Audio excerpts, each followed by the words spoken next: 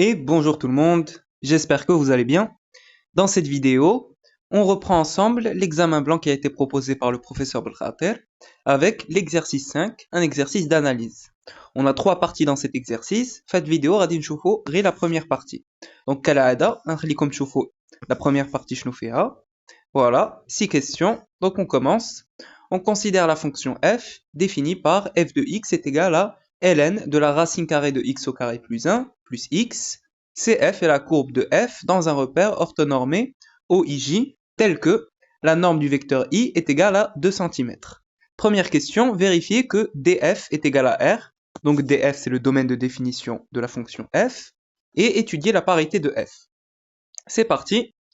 Alors soit f, la fonction qui a x associe ln de la racine carrée de x au carré plus 1, plus x, soit df, le domaine de définition de f. Donc x appartient à df, si et seulement si, donc ce qu'on a là, faut la racine carrée, c'est supérieur ou égal à 0. Et ce qu'on a faut ln, racine carrée de x au carré plus 1 plus x, c'est strictement positif, puisque ln est défini sur r étoile plus. Donc strictement positif. Donc ça veut dire que ceci est équivalent à x au carré, doit être supérieur ou égal à moins 1, donc plus 1 de l'autre côté, et plus x de l'autre côté, donc racine carrée de x au carré plus 1, c'est strictement supérieur à moins x. Alors ça, c'est toujours vrai, hein? X au carré c'est toujours un nombre qui est positif, donc c'est supérieur ou égal à moins 1, bien sûr. Et pour ça, alors on a x au carré plus 1, c'est toujours strictement supérieur à x au carré, bien sûr, ce qui est équivalent à, j'applique la fonction racine carrée, donc racine carrée de x au carré plus 1 est strictement supérieur à racine carrée de x au carré. Hein, la fonction racine carrée elle est strictement croissante, donc je ne change pas le sens de l'inégalité.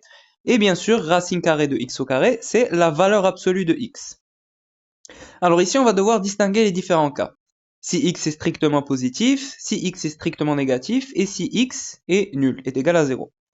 Alors, premier cas, si x est strictement positif, je reprends cette inégalité que j'ai ici, et je rajoute plus x des deux côtés. Donc racine carrée de x au carré plus 1, plus x, strictement supérieur à la valeur absolue de x plus x. Alors ici, x est strictement supérieur à 0, donc la valeur absolue de x, c'est x, hein, c'est un nombre qui est positif, strictement positif même. Donc je peux enlever la valeur absolue, donc ce qui va nous donner racine carrée de x au carré plus 1, plus x, strictement supérieur à 2x, et ça bien sûr c'est strictement supérieur à moins x. Donc ça, c'est vrai pour x strictement supérieur à 0. Très bien, maintenant, le deuxième cas. Si x est strictement négatif, alors on va poser que x est égal à moins a, avec a un nombre qui est strictement positif.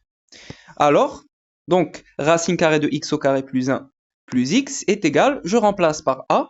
Alors, j'ai x au carré, je peux mettre à sa place a au carré, hein, puisque avec le au carré, x est strictement négatif, donc avec le au carré, ça redevient strictement positif. Donc je peux mettre a au carré, plus 1, et j'ai plus x, je remplace par moins a, donc moins a. Maintenant, je vais multiplier par le conjugué. Donc je multiplie par le conjugué, racine carrée de a au carré plus 1, plus a, et je divise par son conjugué. Donc divisé par racine carrée de a au carré plus 1, plus a.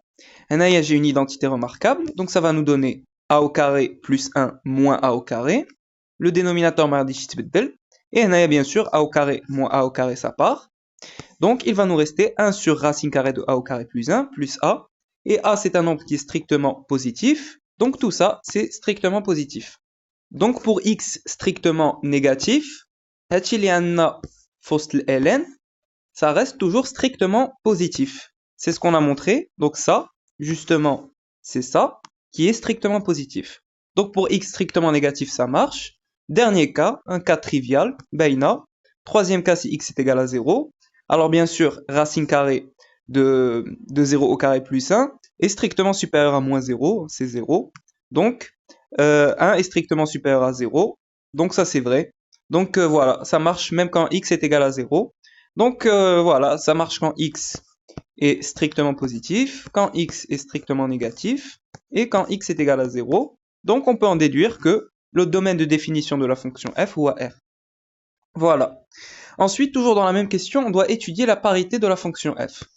Donc, d'autre part, pour tout x dans R, on a, alors moins x appartient à R, bien sûr, donc moins x appartient à df. Ok, alors il faut toujours vérifier ça quand on étudie la parité d'une fonction. Hein. Moins x appartient à R, donc moins x appartient à df. Alors bien sûr, je vous rappelle qu'une fonction paire, elle est de la forme f de moins x nous donne f de x. Et une fonction impaire nous donne f de moins x est égal à moins f de x. Alors, on va calculer f de moins x pour voir ce qu'on va trouver. Alors, je remplace les x par moins x. J'aurai donc ln de racine carrée de moins x au carré plus 1 moins x. Ce qui va nous donner, donc je multiplie et je divise par le conjugué. Donc là, je multiplie par racine carrée de moins x au carré plus 1 plus x divisé par racine carrée de moins x au carré plus 1 plus x. Donc ça va nous donner x au carré. Alors, moins x au carré, je peux mettre à sa place x au carré. Hein? Moins x au carré, c'est égal à x au carré. Donc, je mets x au carré plus 1 moins x au carré. Vous savez, le dénominateur, on a un dit moins x au carré, je mets x au carré blasso. Donc, j'aurai x au carré plus 1 moins x au carré, donc divisé par racine carrée de x au carré plus 1 plus x, ou bien sûr x au carré moins x au carré, ça part. Donc, ln de 1 sur racine carrée de x au carré plus 1 plus x. Alors ici, je vais utiliser la formule le logarithme népérien. Ln de 1 sur a nous donne moins ln de a. Donc ici, j'ai bien 1 sur racine carrée de x au carré plus 1 plus x. Donc ça va nous donner moins ln de racine carrée de x au carré plus 1 plus x. Et ça nous donne moins f de x. Donc, on a montré que la fonction f est impaire. Donc voilà, parfait. On a étudié la parité de la fonction f. On peut passer à la question suivante. Calculer la limite quand x tend vers plus l'infini de f de x et la limite quand x tend vers plus l'infini de f de x sur x. Que peut-on en déduire? Donc ici, bien sûr, on doit interpréter graphiquement le résultat qu'on obtient ici. Donc on commence par la première limite, la limite en plus l'infini de f de x. Donc c'est parti. Tac. Alors, la limite en plus l'infini de f de x. Alors, je remplace directement. Hein. Ça va nous donner plus l'infini. Plus l'infini, c'est plus l'infini.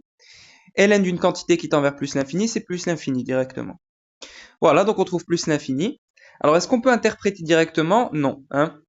Je vous montre la fiche qui explique l'étude des branches infinies pour la représentation graphique d'une fonction.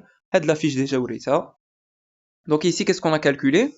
Alors, on a calculé la limite quand x tend vers plus l'infini de la fonction f, et on a trouvé plus l'infini. Alors ici, on ne peut pas interpréter directement, on a des étapes qui suivent. Donc c'est pour ça que Fsu'al a calculé ensuite la limite quand x tend vers plus l'infini de f de x sur x. Donc, en fonction des cas qu'on va trouver, on va pouvoir interpréter le résultat obtenu, donc à Doma les interprétations possibles dans le cas qu'on a. Donc on revient à la question. Tac. Donc on calcule la limite quand x tend vers plus l'infini de f de x sur x. Donc ça c'est f de x divisé par x. Donc ce que je vais faire, je vais factoriser la racine par x au carré, hein, puisque ici j'ai une forme indéterminée, plus l'infini sur plus l'infini, forme indéterminée. Donc je factorise par x au carré. Donc ici, j'aurai x au carré facteur de 1 plus 1 sur x au carré, bien sûr. Donc maintenant, j'ai racine carrée de x au carré. Donc c'est x, tout court. Donc x, et je factorise par le x. Donc x facteur de racine carrée de 1 plus 1 sur x au carré plus 1, puisque j'ai factorisé par x. Et maintenant, tac, je vais pouvoir séparer ça, puisque ln de a fois b, c'est égal à ln de A plus ln de B. Donc je peux séparer ça. J'aurai ln de x plus ln tac, divisé par x. Ce qui va nous donner, alors je vais casser la fraction. Donc j'aurai ln de x sur x plus h. Donc ln de racine carrée de 1 plus 1 sur x au carré plus 1 divisé par x. Ça c'est une limite usuelle. Ça tend vers 0. Et ici, alors j'aurai donc 1 sur plus l'infini, c'est 0. Donc on a dit racine carrée de 1, c'est 1, plus 1. Donc j'aurai ln de 2. ln de 2 sur plus l'infini. ln de 2 sur plus l'infini, c'est 0. Donc on trouve, donc ça c'est 0. 0 plus ln de 2 sur plus l'infini, entre guillemets bien sûr. Donc ceci va nous donner 0. Hein. Ça c'est 0. ln de 2 sur plus l'infini, c'est 0. 0 plus 0, ça nous fait 0. Et là, maintenant, on peut interpréter. Donc, nous, qu'est-ce qu'on a trouvé? Donc, on a calculé la limite quand x tend vers plus l'infini de f de x sur x. On a trouvé 0. Donc, l'interprétation, c'est que la courbe admet une branche parabolique de direction l'axe des abscisses au voisinage de plus l'infini dans notre cas. Donc, tac, on va écrire ça. Tac. Donc la courbe CF admet une branche parabolique de direction l'axe des abscisses au voisinage de plus l'infini. Et voilà. Super. Question 3. Montrer que pour tout x dans R, f' de x est égal à 1 sur racine carrée de x au carré plus 1 et étudier la concavité de CF. Alors, on doit calculer la dérivée de la fonction f. Donc bien sûr, on va justifier qu'elle est dérivable. Tac. Donc on a la fonction f dit. Alors ici, on a la composée de plusieurs fonctions. Donc la fonction qui a x associe racine carrée de x au carré plus 1, plus x est dérivable sur R comme composée et somme de fonctions dérivables sur R. Donc c'est dérivable sur R, puisque on a x au carré, donc même pour les valeurs négatives, ça redevient positif, donc ça marche. Ensuite, la fonction ln est dérivable sur R étoile plus 1, et comme pour tout x dans R, on a ln, ça reste strictement positif, on l'a déjà montré. Alors la fonction f qui a x associe ln de la racine carrée de x au carré plus 1 plus x est dérivable sur R. On peut passer au calcul de la dérivée. Donc pour tout x dans R, on a la fonction f هي هذه. Donc باش نحسبوا la dérivée ديالها غنحتاجوا هاد les formules. Alors d'abord ln de la valeur absolue d'une fonction u, la dérivée ديالها c'est u' sur u. Donc هنايا غنعتبروا بان la fonction u هي هذه. Donc f' de x est égal à la dérivée de racine carrée de x au carré plus 1 plus x divisé par racine carrée de x au carré plus 1 plus x. Et ici, alors on va d'abord calculer la dérivée de la fonction. Donc la dérivée de la fonction, la dérivée de racine carrée de u, c'est u' sur 2 racine carrée de u. Donc j'aurai la dérivée de x au carré plus 1, c'est 2x. Donc 2x divisé par 2 fois racine carrée de x au carré plus 1. Et la dérivée de x c'est 1, donc plus 1. Bien sûr, les deux remcheu. Et غادي نديرو au même dénominateur, غادي نوحدو المقام. Donc f' de x غتعطي لنا, alors قلنا la dérivée ديال هادي هي هادي, les deux مشاو et غادي نوحدو المقام, donc x plus racine carrée de x au carré plus 1 sur racine carrée de x au carré plus 1 divisé par, donc هنايا le dénominateur ما غاديش يتبدل. Bien sûr هاد racine carrée de x au carré plus 1 نقدر نهبطو لتحت, donc je le fais descendre, هاني درتو هنايا. Et bien sûr, ça part avec ça. Donc, f' de x est égal à 1 sur racine carrée de x au carré plus 1. Et c'est exactement ce qu'il fallait montrer. Et toujours dans la même question. Alors, il darja la question. Donc c'est bon, ça c'est bon. Et on doit étudier la concavité de CF. Donc on a besoin de la dérivée seconde. Donc on va calculer la dérivée de la dérivée. Et on va bien sûr justifier que f' est dérivable sur R. Donc je reviens à la dérivée qu'on avait trouvée. On avait trouvé ça. Alors la fonction qui a x associe x au carré plus 1 est dérivable sur R. Hein.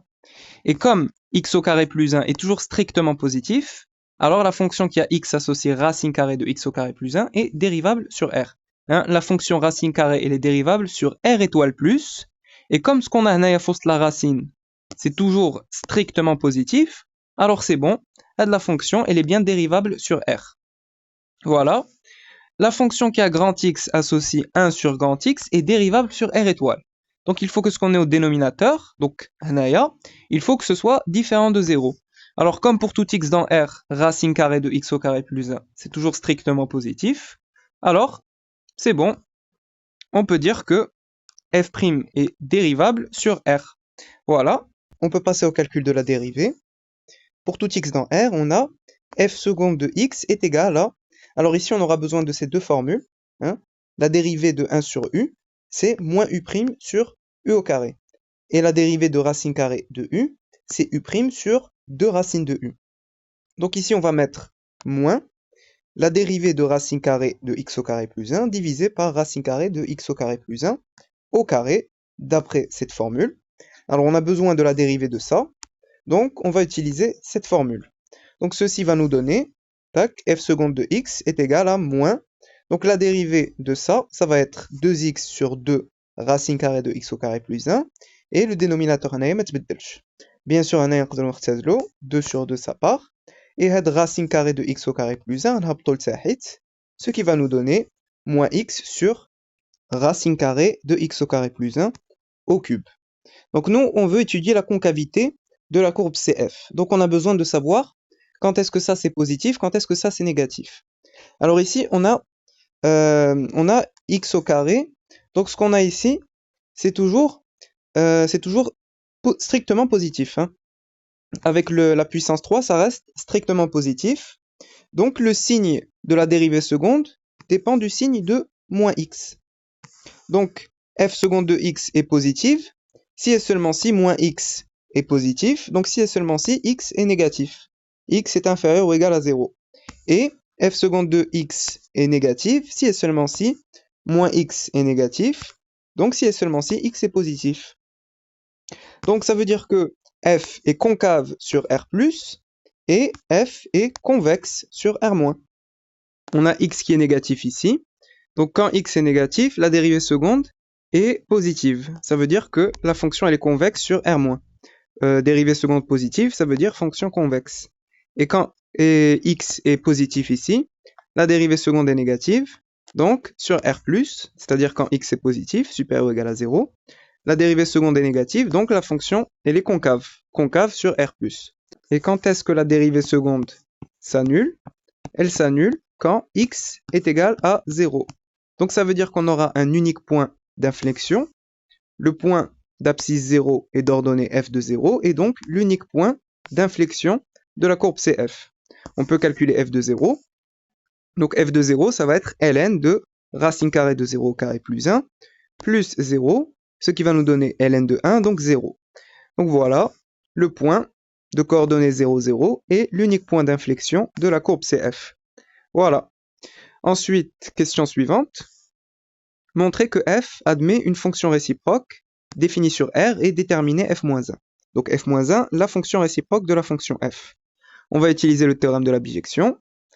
Alors, pour tout x dans R, on a f' de x, c'est 1 sur racine carrée de x au carré plus 1, qui est strictement positif.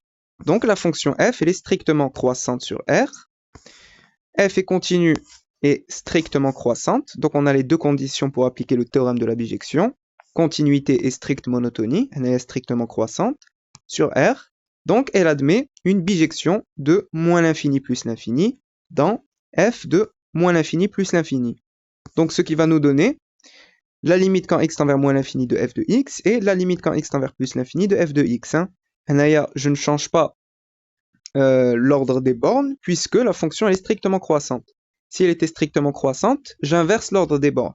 Mais elle est strictement croissante, donc moins l'infini je mets la limite quand x tend vers moins l'infini. Plus l'infini je mets la limite quand x tend vers plus l'infini. Donc on calcule ces deux limites. Alors la limite quand x tend vers plus l'infini de f de x, c'est plus l'infini. On l'avait déjà calculé. Et la limite quand x tend vers moins l'infini de f de x, donc ça c'est l'expression de la fonction f.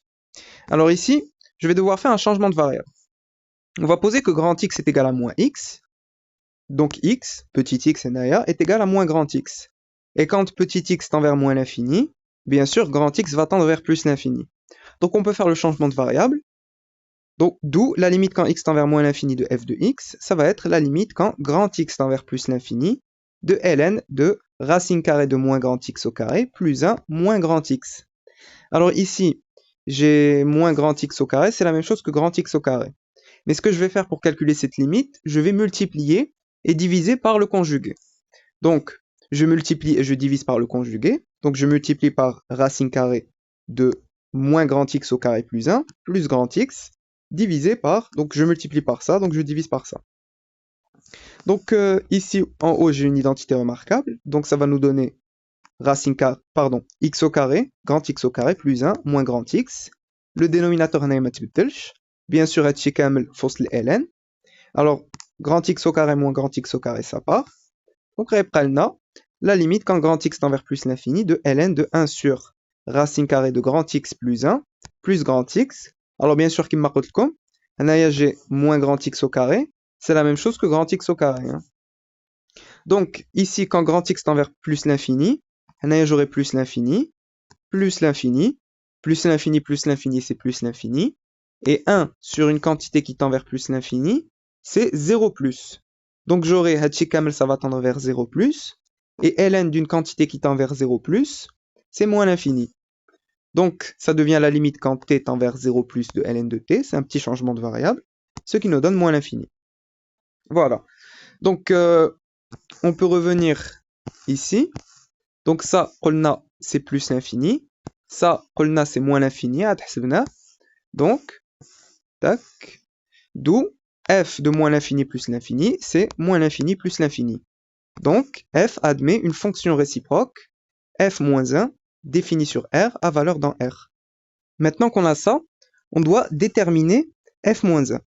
Pour déterminer f moins 1, première chose qu'on va faire, soit x et y appartenant à R croix R. Donc, je prends x qui appartient à ce R-là et y qui appartient à ce R-là. Hein. Donc, soit x et y appartenant à R croix R, on a f-1 de x est égal à y équivaut à x est égal à f de y. Hein. J'applique la fonction f des deux côtés. Comme f et f-1 sont des fonctions réciproques, donc ici, je mets f, tac, f de f-1 de x est égal à f de y. F et f-1, ça part. Donc j'aurai x est égal à f de y. Donc maintenant, je remplace. Donc f de y, ça va être ln de racine carrée de y au carré plus 1 plus y. L'objectif, c'est d'isoler le y. Hein. L'objectif, c'est d'exprimer y en fonction de x. Donc ce que je vais faire, je vais appliquer l'exponentielle des deux côtés pour enlever le ln. Donc j'aurai e de x est égal à racine carrée de y au carré plus 1 plus y. Maintenant, le y de l'autre côté, donc e de x moins y est égal à racine carrée de y au carré plus 1. Maintenant, pour enlever la racine carrée, j'élève à la puissance 2 des deux côtés. Donc j'aurai e de x moins y, le tout au carré, est égal à, donc racine carrée au carré ça part, donc reprendre y au carré plus 1.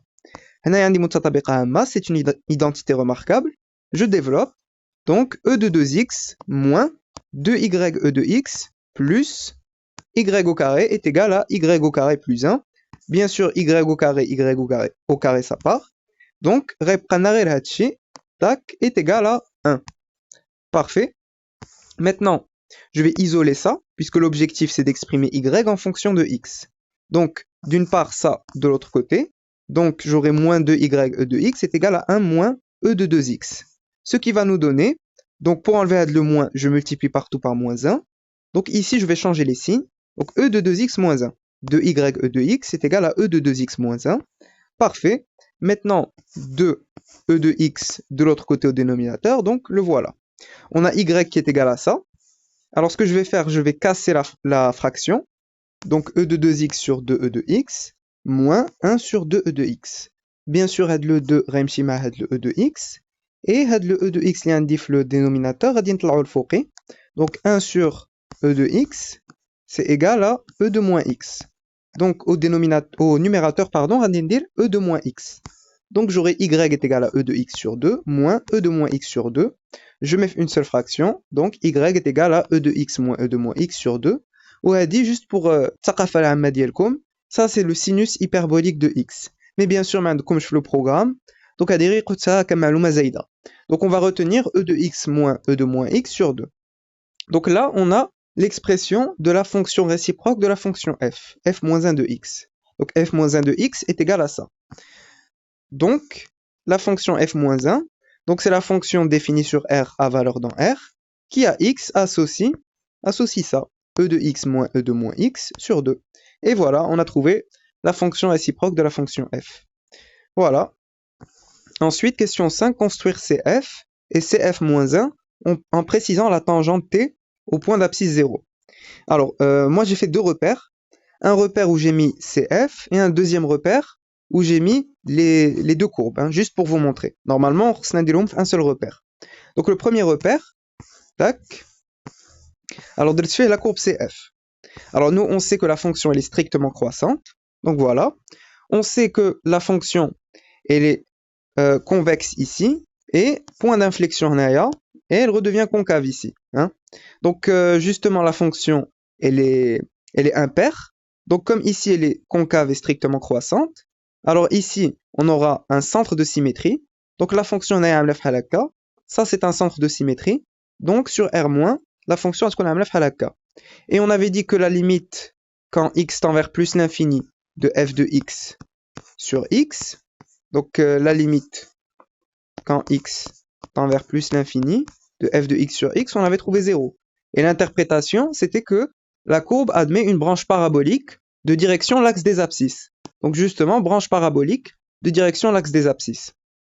Et ici, j'ai mis la tangente. Alors, comment j'ai trouvé cette tangente? Donc celle-là. Alors en fait, l'équation de la tangente, c'est celle-là. Hein. Elle s'exprime de cette manière-là, sous cette forme. Y est égal à f' de a, facteur de x moins a, plus f de a. Alors ici, la tangente au point d'abscisse 0, donc à la place de a, radin dilo 0. Donc on aura l'équation de la tangente d'Yenna, radis kun y est égal à f' de 0, facteur de x moins 0, plus f de 0. Alors nous, on connaît déjà l'expression de f', la dérivée de la fonction f. F' de x, c'est 1 sur racine carrée de x au carré plus 1. Donc je calcule f' de 0 pour remplacer ici. Donc c'est 1 sur racine carrée de 0 au carré plus 1. Donc c'est 1. Et f de 0, on l'avait déjà calculé. Quand on cherchait le point d'inflexion, on avait trouvé 0. Donc ici on aura 1, ici on aura 0. Donc finalement, l'équation de la tangente, y est égal à x. Donc c'est la droite d'équation y est égal à x. Donc la tangente, va dire y. Voilà. Alors ça, c'est pour la courbe CF. Alors pour la courbe CF-1, la fonction f-1, c'est la réciproque de la fonction f. Donc ça veut dire que elles seront symétriques par rapport à la droite d'équation y est égal à x. Donc si je trace la courbe CF-1, donc ça va être sens symétrique par rapport à la droite d'équation y est égal à x. Donc la courbe CF, la droite d'équation y est égal à x, donc je trace le symétrique. Donc voilà, ça va nous donner quelque chose comme ça. Elles sont symétriques par rapport à la droite d'équation y est égal à x. Donc la courbe de la fonction f-1 هي هذه اللي درت بالبيض. Voilà. Donc pour cette question, c'est bon. Dernière question de la partie. En utilisant une intégration par partie, calculer l'aire du domaine delta est égal à, donc c'est l'ensemble des points M de coordonnées x, y appartenant à P, tel que x appartient à l'intervalle 0,1 fermé des deux côtés, y appartient à l'intervalle 0,1 fermé des deux côtés, et y doit être compris entre f de x et f-1 de x, inégalité large. Alors en fait, ça, qu'est-ce que ça veut dire? D'ailleurs, on a x qui est compris entre 0 et 1. Alors, si je reviens de le repère, qu'est-ce qu'on nous demande de calculer? On nous demande de calculer une surface. Alors on nous a donné x est compris entre 0 et 1. Donc, tac. Donc je trace la droite d'équation x est égale à 0. La droite d'équation x est égale à 1. Et on a y qui est compris entre f de x et f-1 de x. Donc, nous, on est entre la droite d'équation x est égal à 0 et la droite d'équation x est égal à 1. Et y doit être compris entre f de x et f-1 de x. Donc ça veut dire, j'ai la courbe de la fonction f. J'ai la courbe de la fonction f-1. Donc en fait, on cherche cette surface ici. Hein. On cherche ça. Y doit être compris entre la courbe de la fonction f, la courbe de la fonction f-1, et on est entre la droite d'équation x est égal à 0 et x est égal à 1. Donc, on cherche cette surface ici. Alors, mathématiquement, qu'est-ce que ça va donner? Donc, on a delta, c'est cet ensemble. Donc, delta, c'est l'intégrale de 0 à 1. Donc, on met pour x est égal à 0, x est égal à 1, puisqu'on a dit que on est entre la droite d'équation x est égal à 0 et x est égal à 1. Donc, les bornes de l'intégrale, je mets 0 à 1. Et une intégrale, elle est toujours positive, donc je mets en valeur absolue. Hein. Donc l'intégrale de 0 à 1, de la valeur absolue de f moins 1 de x moins f de x dx. Voilà, alors je remplace. Donc ça va nous donner l'intégrale de 0 à 1. Alors ça, c'est f moins 1 de x moins f de x, c'est ça, en valeur absolue, dx. Alors ce que je vais faire, je vais mettre deux intégrales. Hein. Donc ici, ça va nous donner l'intégrale de 0 à 1 de ça, voilà, en valeur absolue, dx, moins l'intégrale de 0 à 1 de la valeur absolue de ça, voilà, dx. Pareil, je peux encore mettre deux intégrales ici. Donc je fais sortir 1 demi, puisque c'est une constante. 1 demi fois l'intégrale de 0 à 1 de e de x dx, moins 1 demi fois l'intégrale de 0 à 1 de e de moins x dx, moins, donc moins tout ça. Voilà, parfait. Alors pour calculer ça, pour calculer cette intégrale, on aura besoin d'une intégration par partie. Donc on va faire un rappel sur l'intégration par partie. Alors l'intégration par partie, quand on veut calculer une intégrale de la forme, donc l'intégrale de a à b, de u de t v' de t dt. Donc il faut repérer une fonction u de t fois la dérivée d'une fonction v de t, donc v' de t. Alors ça va nous donner u de t v de t, donc entre crochets, ab, moins l'intégrale de a à b de u' de t v de t dt. Hein. Alors ici bien sûr c'est un rappel en général. Hasab les rappels, vous pouvez trouver u' de t v de t. Mohem, ça dépend des types de rappels, mais de manière générale, c'est quelque chose de cette forme-là. Hein.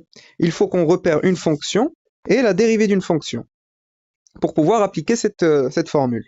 Donc ici on va appliquer l'intégration par partie pour calculer cette intégrale.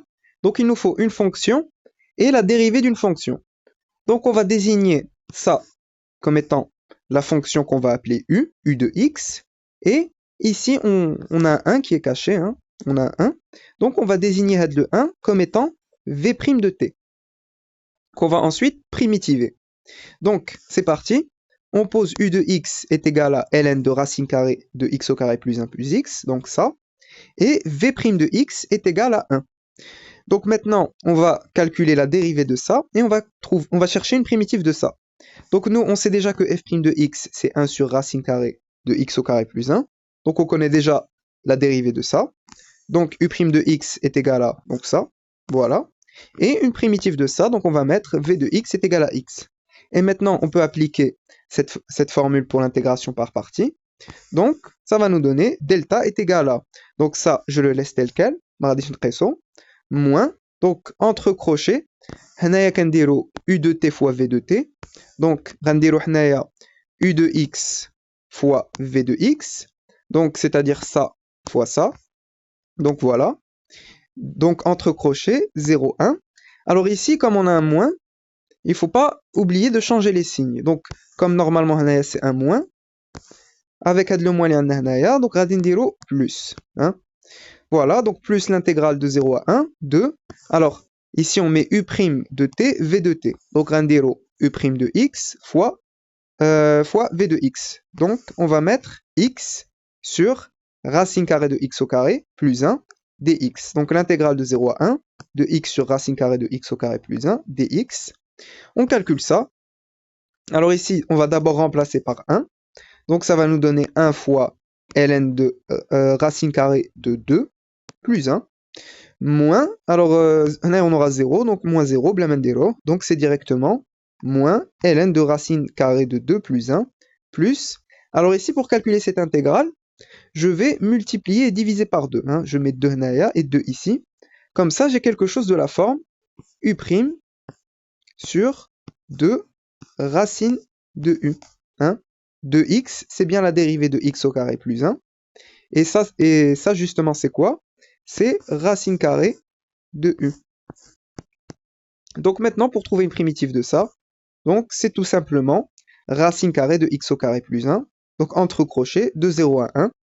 Et ici, alors pour calculer cette intégrale, alors une primitive de e de x, c'est e de x, donc je mets e de x, entre crochets 0, 1, plus, alors j'ai l'intégrale de 0 à 1 de moins e de x, dx, hein, ce que j'ai fait, j'ai had le moins d'khaltu l'dakhal. Et donc ça, bien sûr, une primitive dialo, c'est e de moins x. Hein. Si je dérive e de moins x, je retrouve bien moins e de moins x. Donc on calcule ça. Alors ça va nous donner, je remplace par, d'abord, le x, je le remplace par 1, donc e de 1, moins e de 0, donc moins 1. E de 0, c'est 1.